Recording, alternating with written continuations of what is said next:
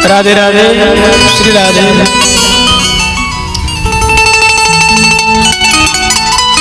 आज का जो विषय है यह है कि दान से आदमी कैसे अमीर बनता है, दान से आदमी कैसे करोड़पति से करोड़पति बन जाता है। ऐसा कैसा दान करें कि हम अमीर बन जाएं। देखो, इस संसार में अगर कोई एक साधन है अमीर बनने का तो भैया एक दान है। हम दान करके अमीर बन सकते हैं। अब किसी गरीब आदमी को अगर अमीर बनना हो तो क्या करे? बोले कि दान करे महाराज। अब कहते हैं महाराज गरीब आदमी दान कहां से करेगा? पहले गरीब, फिर वो गरीब आदमी दान कहां से करे? तो भैया देखो, दान करने के लिए लाखों करोड़ों की आवश्यकता नहीं होती। एक आधी रोटी का टुकड़ा भी अगर तुम दान करते हो तो वो भी दान की श्रेणी में आता है। कबूतरों को एक मुट्ठी अगर हम चुगा भी डालते हैं, ज्वार बाजरा गेहूं भी डालते हैं ना, बोले वो भी एक दान में आता है। अरे चींटियों को एक मुट्ठी आटा उसमें पूरा मिलाकर के डाल देते हैं ना, तो भैया वो भी दान में आता है। और वो दान करते करते वो गरीब आदमी, वो रोडपति आदमी धीरे धीरे करोड़पति बन जाता है। एक संसार में एक साधन है दान।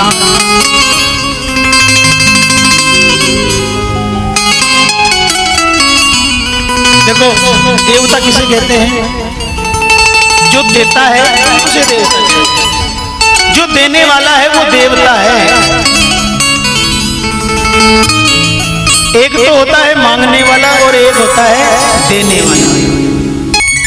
बड़ी सुंदर बात कही है क्या कि मांगन मरण समान है और मत मांगो कोई भीख, मांगन से मरना भला, ये सतगुरु की सीख। कोई आदमी की तो इच्छा मांगने की होती है और वो मांगता है। कोई आदमी ऐसा होता है जो दाता होता है। जो दाता होता है वो देवता होता है, देने वाला देवता। शब्द न देवता, देता अर्थात देवता, जो सबको देता है। इसलिए जीवन में जितना भी पुण्य, जितना भी दान हम कर सकें वो हमको दान करना चाहिए। क्योंकि दान देने से धर्म कम नहीं होता, दान देने से धर्म बढ़ता है। दान देने से हमारा धन कम नहीं होता, लक्ष्मी जी कम नहीं होती, बाकी लक्ष्मी जी की कृपा दान देने से ही होती। हमारे शास्त्रों में लिखा है कि कमाई का 10% दान करना चाहिए। 10% धर्म आदि में निकालना चाहिए। और लोग अगर नहीं निकालते हैं वो दान, वो पुण्य, तो महाराज वो लगता तो है 10% के साथ ब्याज लग करके 50% लगता है। और वो महाराज कहाँ लगता है? बोले कि महाराज वो हॉस्पिटल में लगता है। कोई ऐसी बीमारी हो जाएगी, कोई ऐसी आदि व्याधि हो जाएगी, पैसा तो लगना है। तो फिर दान करें ना। दान करने से आदमी का नाम भी बढ़ता है और धन भी बढ़ता है। एक समुद्र के अंदर से अगर एक चिड़िया एक चोंच पानी का भर के ले गई तो समुद्र का कुछ नहीं घटता। और देखिए इस संसार के अंदर महाराज आदमी जीवन भर कमाता है, जीवन भर दौड़ धूप करता है और कमाने के पीछे पागल हुआ रहता है। लेकिन वो उस जीवन के अंदर जितना धन, जितनी पूंजी, जितनी प्रॉपर्टी, जितना पैसा कमाता है ना महाराज, वो पैसा, उस पैसे का 20% आदमी वो उपभोग करता है, बाकी 80% तो यही छोड़ देता है। अपने घर के अंदर उदाहरण देख लेना, आपकी अलमारी को कभी खोल के देखना, उस अलमारी के अंदर इतने कपड़े रखे हुए हैं कि उन कपड़ों में से थोड़े ही कपड़ों का नंबर आता है, बाकी तो ऐसे कैसे ही अलमारी में पड़े रह जाते हैं। महाराज दान धर्मान राज धर्मान, भागवत के अंदर भीष्म पितामह ने युधिष्ठिर को कहा कि युधिष्ठिर दान से बड़ा कोई धर्म नहीं। और धर्म जो है, ये धर्म अगर आपके जीवन में आ गया तो महाराज ये धर्म आपको पार ले जाएगा। कहते हैं चलम चित्तम चलम वित्तम कि चलम जीवन यौवनम, चला चले ही संसारे धर्म एको ही निश्चल।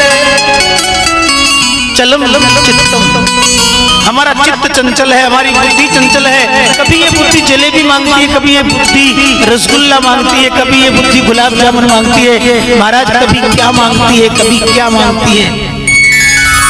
चलम चित्तम, क्योंकि ये चित्त चंचल है। और चलम वित्तम, पैसा भी चंचल है, लक्ष्मी भी कहीं नहीं रुकती। आज अगर 100 का नोट मेरे पास है तो वो कल दुकानदार के पास जाएगा, परसों तीसरे आदमी के पास जाएगा, पल्लेरो चौथे आदमी के पास जाएगा। महाराज वो लक्ष्मी घूमती रहती है, क्यों? क्योंकि वो चंचल है, वो कहीं स्थायी रूप से टिकती नहीं है। चलम चित्तम चलम वित्तम चलम जीवन यौवनम, ये जीवन यौवन भी तो चंचल है। आदमी अगर बालक है तो जवान होगा, जवान हुआ तो बुढ़ा होगा, और बुढ़ा हुआ तो उसकी मृत्यु भी होगी। ये जीवन भी चलने वाला है। लेकिन कहते हैं कि धर्म एक ही निश्चल है। एक धर्म है जो चंचल नहीं है, एक धर्म है जो नष्ट नहीं होता, एक धर्म है जो तुम्हारे साथ जाता है। जो तुम दान करते हो, जो तुम पुण्य करते हो, जो तुम धर्म करते हो, वो धर्म तुम्हारे साथ जाता है। अच्छा, यहाँ के लिए तो हमने खूब पूंजी कमा ली, यहाँ के लिए तो हमने खूब धन कमा लिया, लेकिन वहाँ के लिए, उस खाते के लिए, वहाँ के खाते के लिए भी कुछ किया? बोले महाराज नहीं। बोले कि वहाँ ये धन नहीं चलेगा, वहाँ पुण्य का धन चलेगा, वहाँ राम जी के नाम का धन चलेगा, वहाँ किया हुआ दान बोलेगा। तो जो दान होता है, ये दान आदमी को रोडपति से करोड़पति बनाना है। आपने कालीचंद सेठ की कहानी सुनी होगी। बहुत गरीब स्थिति थी, छोटा सा बच्चा था कालीचंद पिछले जन्म में। एक महात्मा जी आए और महात्मा जी को अपना पूरा भोजन दे दिया, खीर का प्रसाद दे दिया, तो महाराज दूसरे जन्म में करोड़पति सेठ बना। कहने का मतलब, दान किया धन ना घटे कह गए दास कबीर, चिड़िया चोंच भर ले गई घटे न सरवर नीर, और दान किया धन ना घटे कह गए दास कबीर।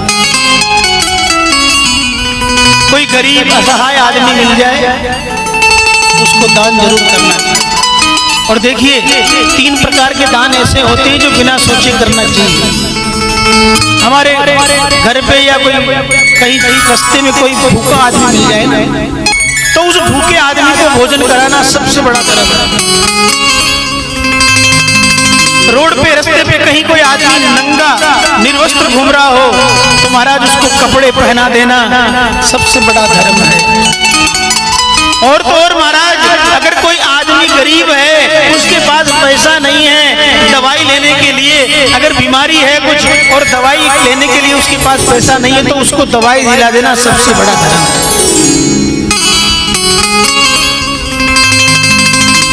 महाराज, कोई मूर्ख आदमी है और उस मूर्ख आदमी को ज्ञान प्रदान कर दिया, तो ये भी सबसे बड़ा दान है। कोई अनपढ़ है, उसको पढ़ा दिया महाराज, तो ये भी सबसे बड़ा दान है। और 3 दान ऐसे होते हैं जो सोच समझ के करने चाहिए। कन्यादान, भूमि दान, गौदान। बोले कि वो कन्या को रख भी पाएगा, पाल भी पाएगा, नहीं पाल पाएगा। तो दान जो होता है, ये आदमी को रोडपति से करोड़पति बना देता है। जीवन में जितना हो सके उतना दान करना चाहिए। देखो, एक आदमी तो होता है जो किसी को भोजन करा करके खुश होता है, और एक आदमी वो होता है जो किसी के यहाँ भोजन करके खुश होता है। आज तो मुझे फोकट का माल मिल गया, फोकट के पैसे मिल गए, फोकट का माल मिल गया, बड़ा प्रसन्न होता है मन में। लेकिन एक वो आदमी जो खिला रहा है, बोले कि आज मेरे पुण्य, मेरे भाग्य उदय हुए जो कोई आदमी हमारे घर भोजन करने आए। आजकल शादी विवाह में, जन्मोत्सव आदि में कोई प्रोग्राम करते हैं, सवामणि वगैरह, तो वहां में सब में भोजन का, जीवन का प्रोग्राम करते हैं। और वहां में जीवन में अगर 250-300 आदमी की रसोई बनाई है तो महाराज 20% आदमी तो बिना निमंत्रण के आके जीम जाते हैं, जिनको हम लोग कहते हैं फोकटिया। क्या बोलते हैं? फोकटिया। फोकट में भोजन करने के लिए आ गया। लेकिन महाराज वो 250-300 आदमी का इतना पुण्य मिले नहीं मिले इसकी कोई गारंटी नहीं है। लेकिन अगर वो 20% आदमी बिना निमंत्रण के भोजन करके गए हैं ना, तो उनको कभी खाने के लिए मिला नहीं, इसलिए वो जीवने के लिए आए, या उनके घर में ऐसा था नहीं खाने के लिए, तो उसका पुण्य जरूर मिलेगा। कहने का मतलब जीवन में हाथ को ऐसे नहीं करना चाहिए, हाथ को ऐसे करना चाहिए।